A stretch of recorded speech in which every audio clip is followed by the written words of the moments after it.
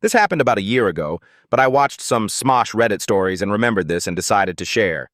So for context, I went to a Catholic school with a friend who was a trans man. I'll call him Dave. We were really close friends, and I'm really proud of him. He was going through a lot of other crap that I won't get into here, but just know that he had a rough time.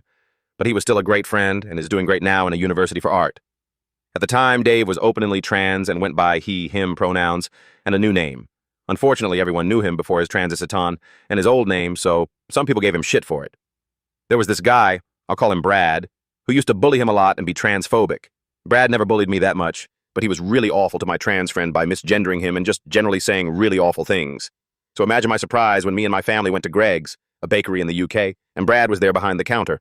I'm not usually a petty person, but when he striked up a conversation with me, I decided that I wasn't going to be polite and give this asshole any kind energy, and instead just pretended not to know him.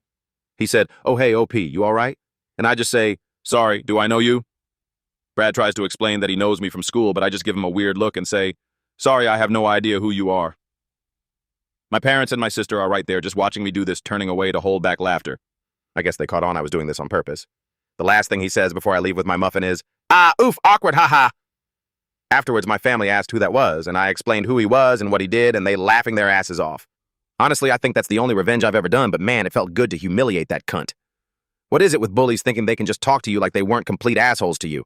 Like, I get people can change, but what makes them think I even want to talk to them when all I remember about them is them being a complete asshole?